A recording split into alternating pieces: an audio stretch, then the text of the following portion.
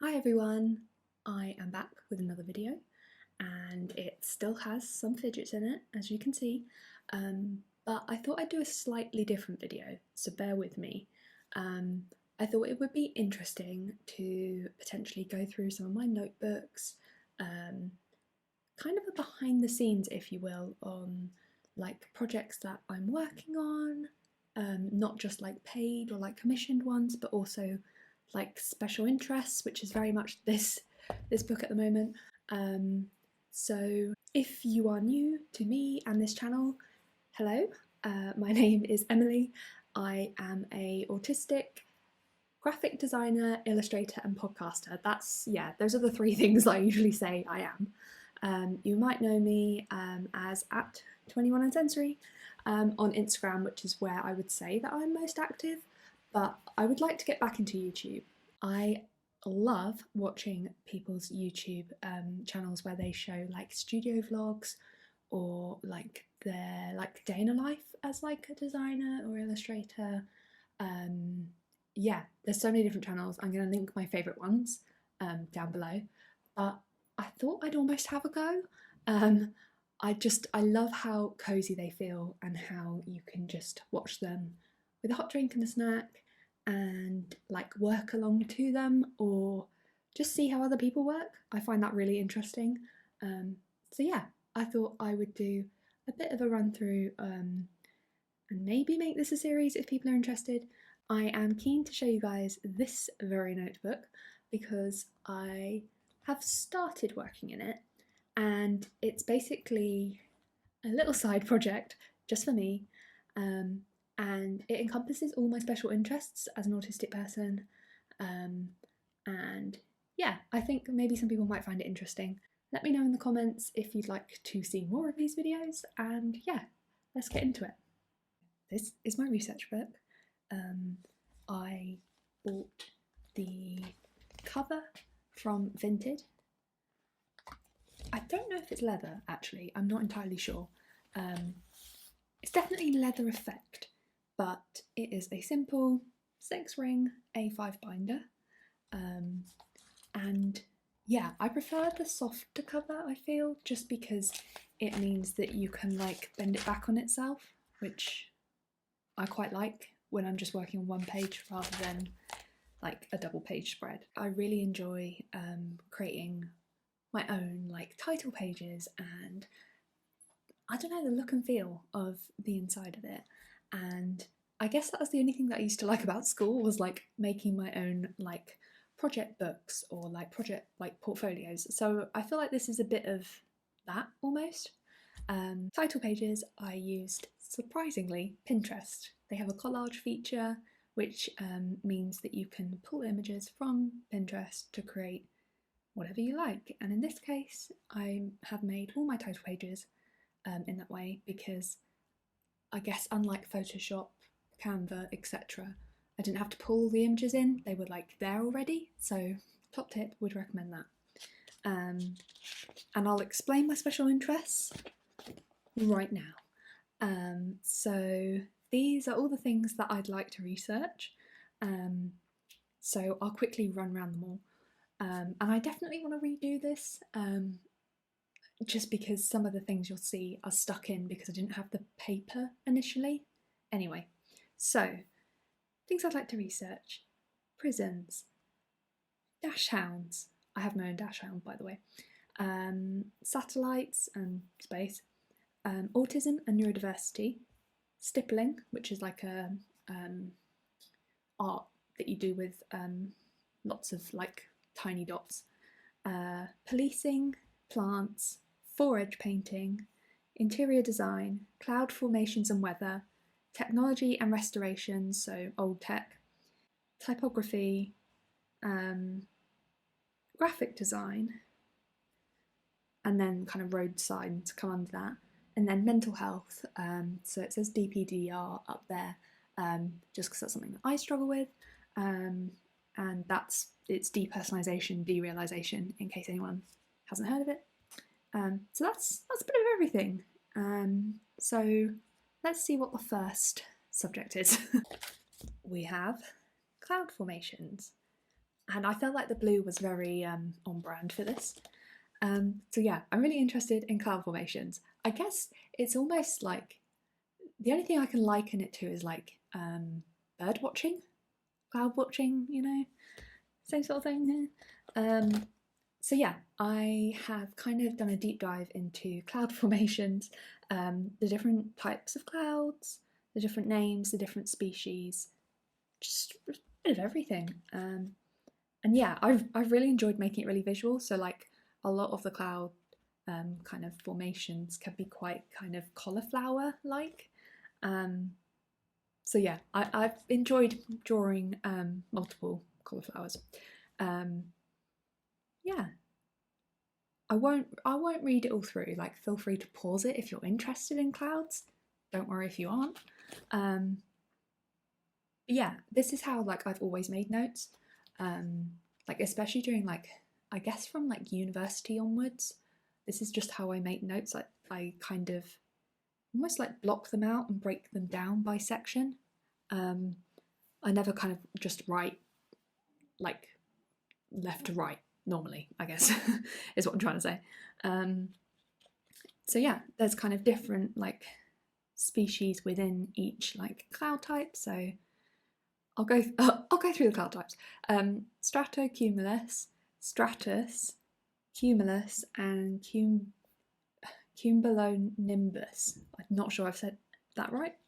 And then like diagrams, I've kind of based off of things that I've seen and thought were quite helpful. So like you can see that cloud is kind of like that cloud. So yeah, and then I've tried to kind of almost like write it for myself in that like this is the most common cloud on Earth. This is often like what an overcast day looks like. The cumulus one, cauliflower shaped, one of the most common and distinctive. And then the cumulonimbus, which is known as the king of the clouds.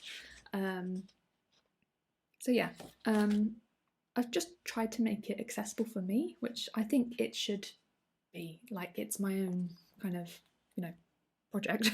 I want to be able to understand what I've written.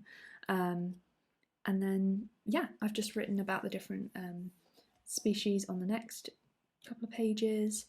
And I think I also looked at like contrails at one point. Yes, what are contrails? And then like how they can form. Yeah, I'm just trying to make it as visual and interesting as possible. But this kind of topic is the one that I've done the most work on so far. I don't love like you can see where I've obviously like stuck stuff in because I didn't have these like these pages yet. I was just doing it on ordinary paper to stick it in. So yeah, that's all of the cloud stuff. Yeah, and then this is a very niche one, so sorry in advance. So there is a graphic designer called Margaret Calvert, and she has worked as a graphic designer and a typographer for a very long time.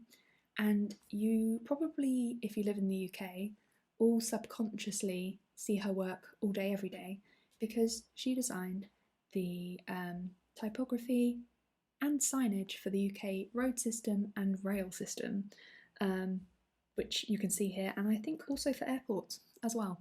All the major travel types.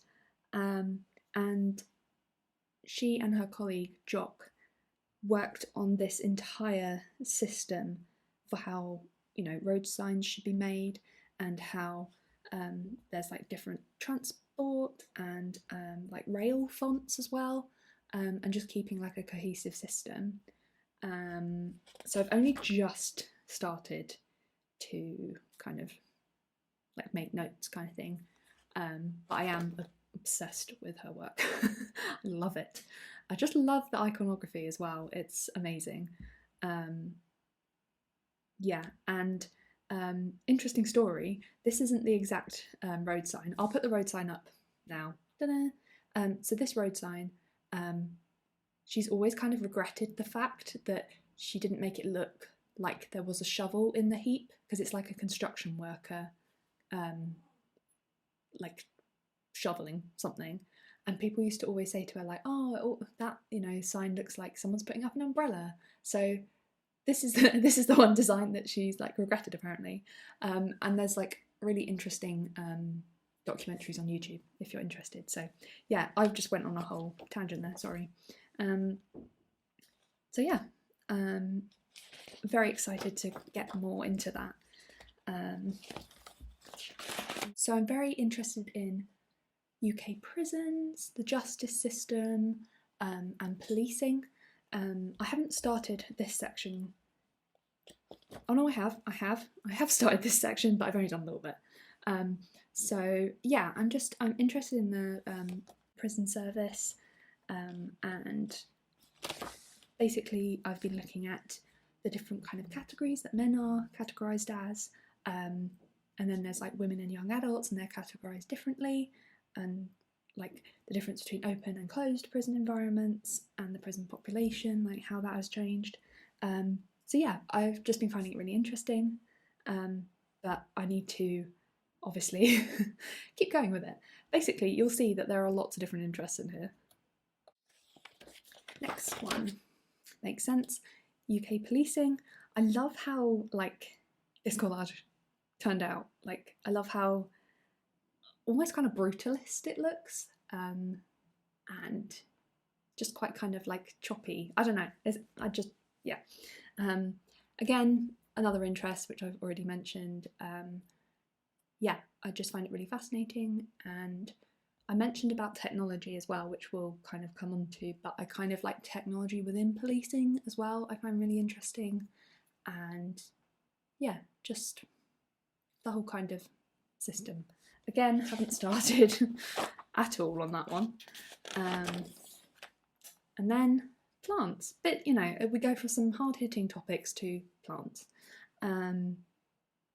Yeah, what was I going to say about plants? I have too many of them. I have an unhealthy obsession.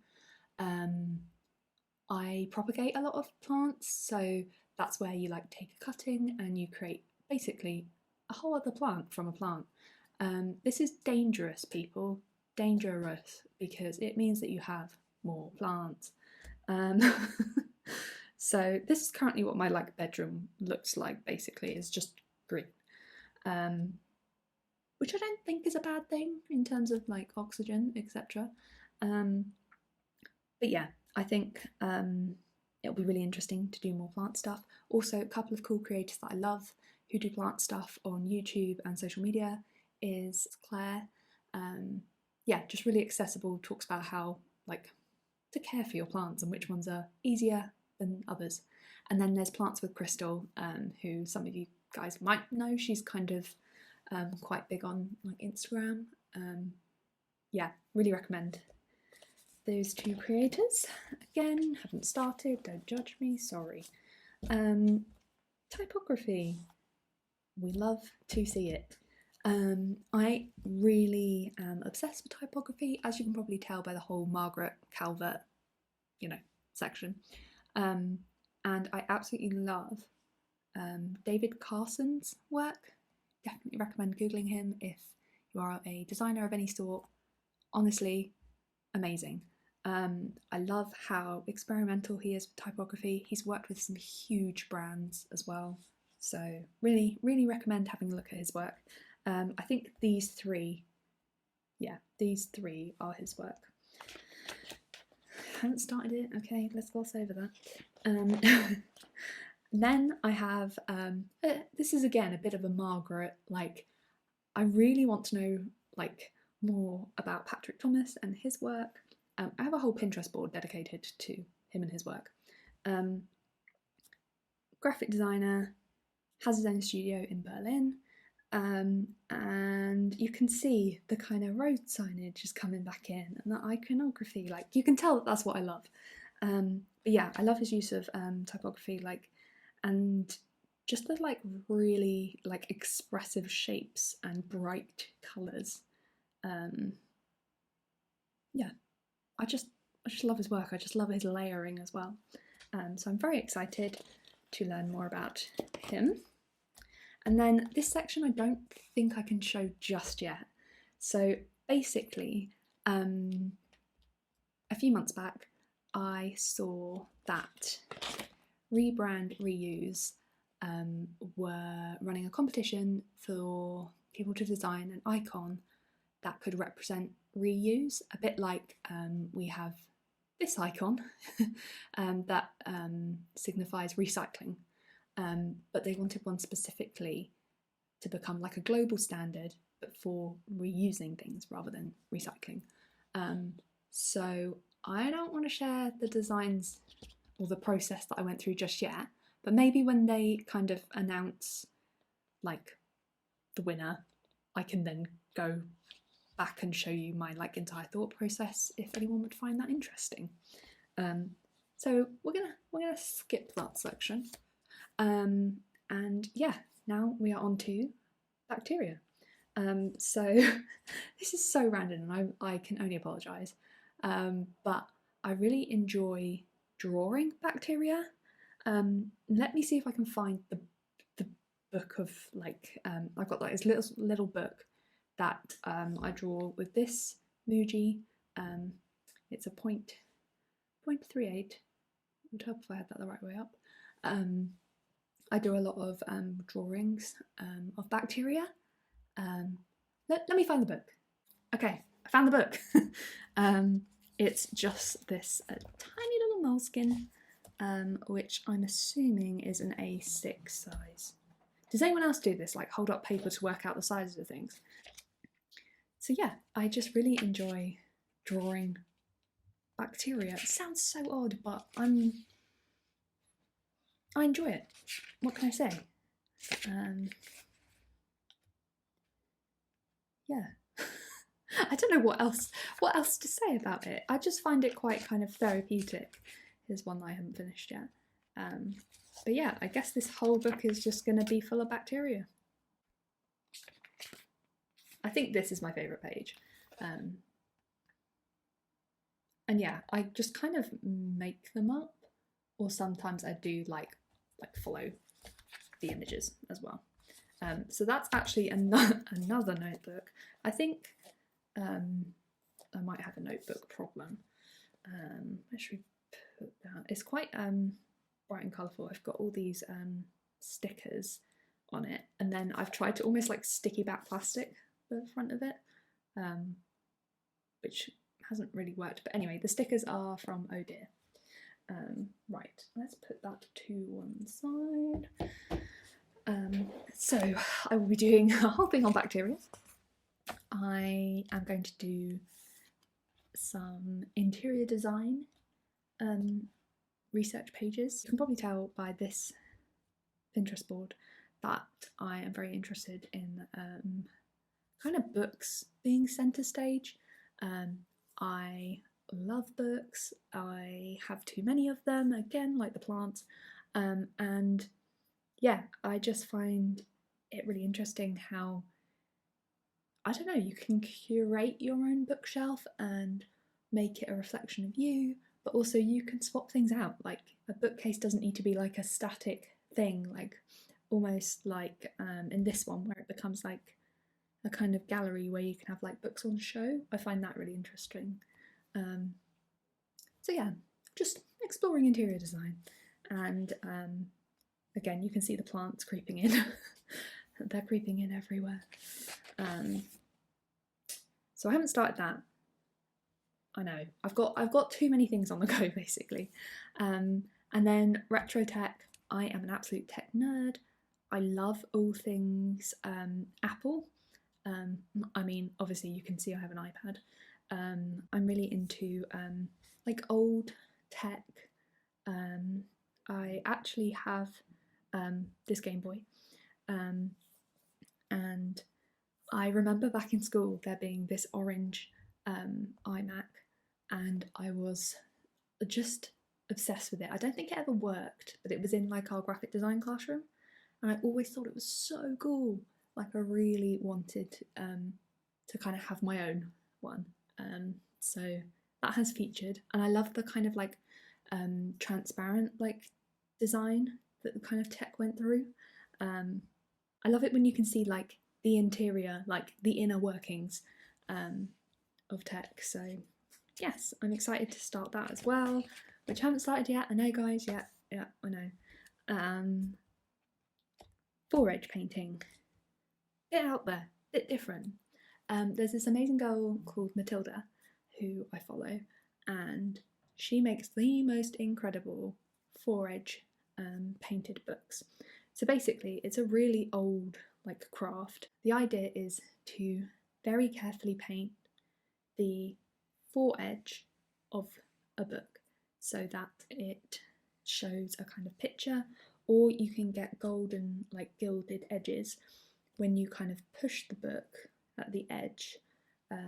So almost if you were to kind of like fan it out sort of thing, it would reveal an image. So it goes from like looking like gold edges to an image, which is very cool. It's an amazing art form. It's definitely I think it's like the UK Heritage like crafts website says that it is like a like endangered craft, in that it is only done by a very select few, you know, craftspeople, and it's kind of like a dying craft, if that makes sense, in terms of like historically it's kind of, yeah, diminishing, I think is the word to say. So yeah, basically you use watercolours to carefully build up this painting along the edges.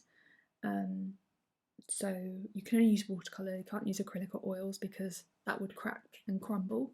So I've written here that book edge decoration in its most simplest form began in Europe in the 10th century, and by the 15th century the titles were written along the edges of books. And then I've done this little drawing here of a book and like everything that you need. I have tried it on a like hardback book, but really you have to kind of like stipple, if that makes sense, in order to build up the watercolour without saturating the paper. It's its own huge art form. And yeah, that is the last little project, I think. I don't think I've missed anything out.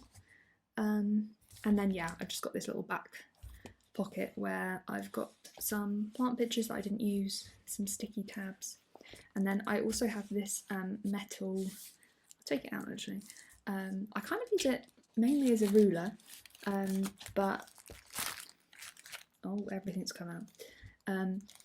Yeah, there you go, you can see it. Like, it's kind of it's from this kit that I had, where you can use it to create like different like UI, UX stuff.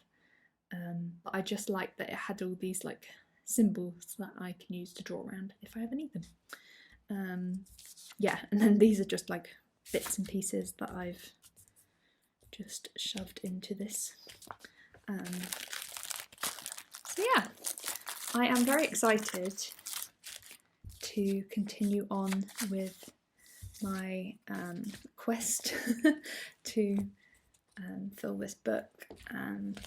Yeah, let me know if you'd be interested in me doing it on this channel, like sharing the whole kind of process with you. I guess it can basically be as big or as little as I want. See, the artist in me wants to redo this page as well, because again it's stuck in, like there's lots of little things that I want to do to improve it. So let me know if you'd be interested. I hope that you have found this video interesting. Yeah, it kind of feels like a video podcast. And talking of podcasts, I would love to mention my own podcast, the 21 and Sensory podcast. If you enjoy listening to me ramble, I really recommend subscribing wherever you usually get your podcasts. I've spoken to some amazing authors, artists, illustrators, scientists, researchers, comedians, the list goes on. So yeah, if that sounds interesting to you and you're keen to hear more from neurodivergent people, I would definitely recommend listening to that.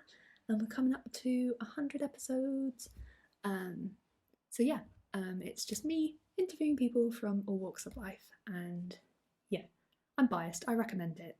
I produce and host it. How can I not recommend it? So yeah, please subscribe and have a listen and let me know what you think. And yeah, I'll see you guys in the next one.